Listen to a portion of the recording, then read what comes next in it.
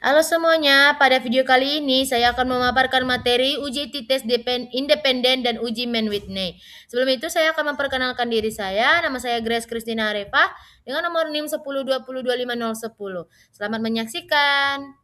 Pada slide pertama ini terdapat pengantar uji TITES independen. Independen sampel TITES membandingkan rata-rata dua grup yang independen atau tidak berpasangan. Tujuannya untuk menentukan apakah rata-rata kedua kelompok berbeda dengan signifikan. Syarat utama, data kuantitatif atau interval atau juga rasio yang berdistribusi normal, idealnya varians homogen. Jika data tidak normal, pertimbangkan transformasi atau beralih ke uji non-parametrik atau Mann-Whitney.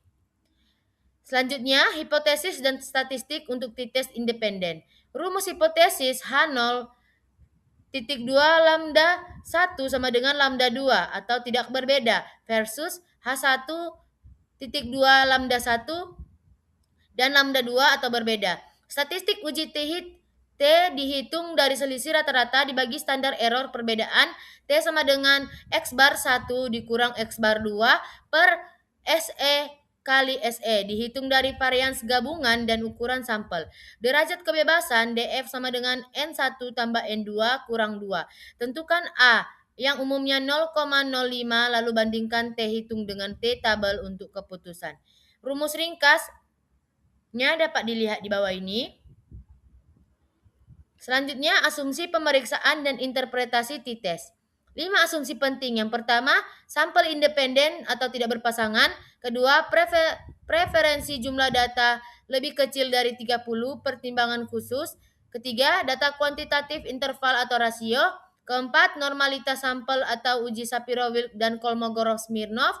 Kelima, homogenitas varians atau Leven. Jika varians tidak homogen, gunakan keluaran equal variance not assumed di SPSS. Interpretasi bergantung pada A, DF, dan perbandingan antara T hitung dan T tabel atau nilai P atau seek to tailor. Contoh manual uji t-test independen atau kasus kadar HB. Data kelompok A atau suplemen sama dengan 12, 14, 13, 15, 16. X bar sama dengan 14. Kelompok B atau kontrol sama dengan 10, 12, 11, 13, 9. X bar sama dengan 11. Langkahnya uji normalitas atau Shapiro-Wilk menjadi W hitung 0,9866 lebih besar dari W tabel 0,762 menuju normal.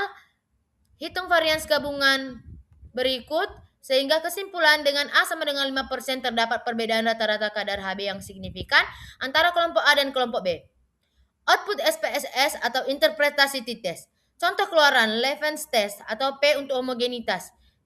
T-test for equality of means dengan nilai T sama dengan 3000, DF sama dengan 8, SIG atau two-tailed sama dengan 0,017 lebih kecil dari 0,05 menjadi H0 ditolak. Perhatikan dua baris equal variance assume dan not assume. Gunakan baris sesuai hasil Levin. Perbandingan nilai mean difference, STD, error, dan interval kepercayaan membantu menjelaskan besaran efek. Gunakan seek to tailor untuk keputusan. Laporkan mean difference dan 95% CI untuk kontekstualisasi. Selanjutnya uji Mann-Whitney pengantar. Uji Mann-Whitney adalah uji non-parametrik alternatif untuk independent t-test ketika asumsi normalitas tidak terpenuhi. Dikembangkan oleh Mann and Whitney pada tahun 1947. Digunakan untuk dua kelompok independen, data skala ordinal, interval, dan rasio. Ukuran kelompok tidak harus sama dan tidak memerlukan normalitas.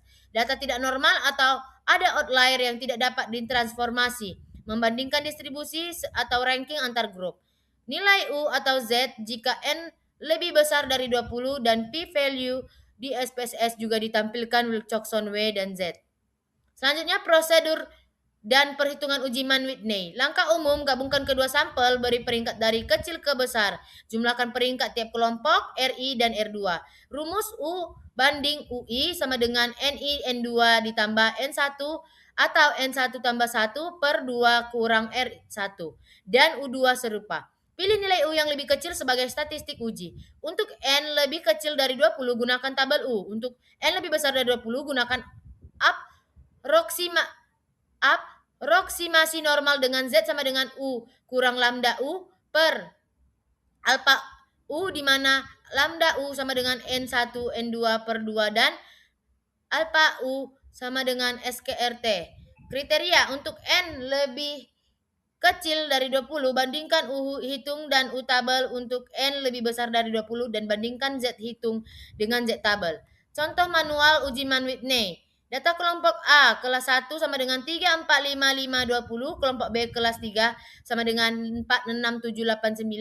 Uji normalitas Shapiro-Wilk menjadi A tidak normal atau W sama dengan 0,6618 lebih kecil dari 0,762 sehingga gunakan Mann-Whitney. Ranking gabungan menghasilkan R1 sama dengan 22,5 dan R2 sama dengan 32,5.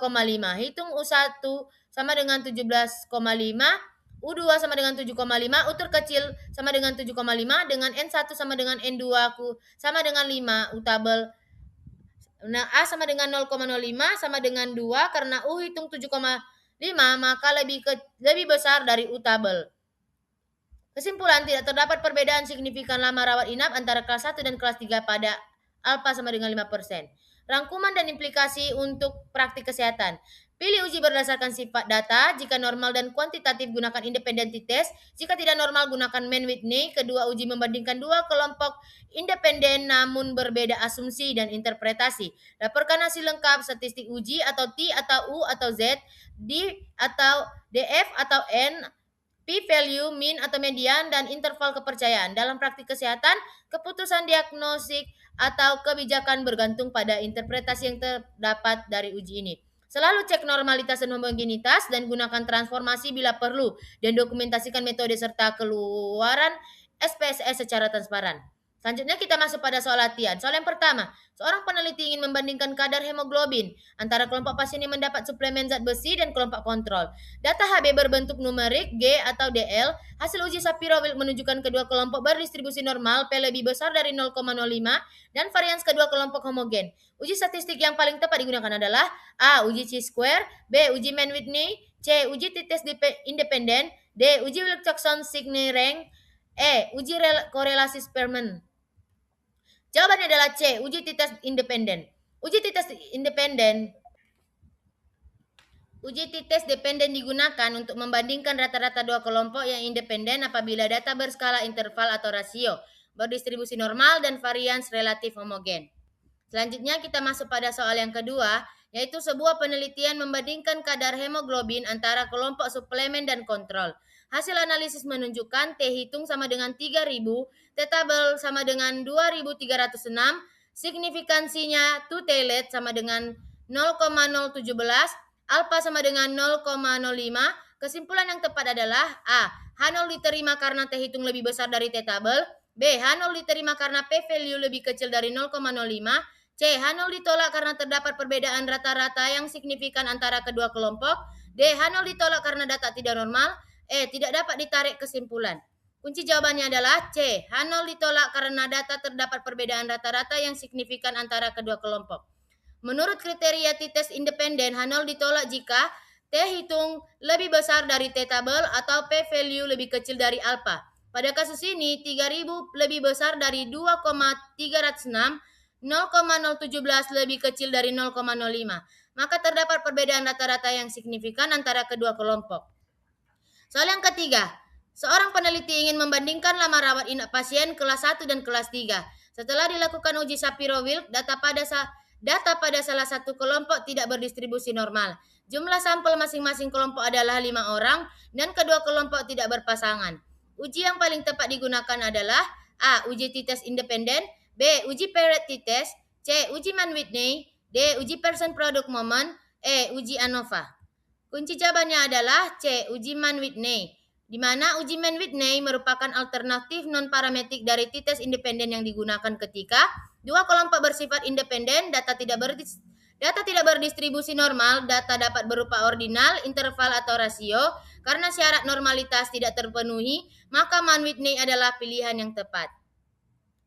Sekian pemaparan materi yang dapat saya berikan. Jika ada kesalahan dalam penulisan dan perkataan, mohon dimaafkan. Saya ucapkan terima kasih dan sampai jumpa.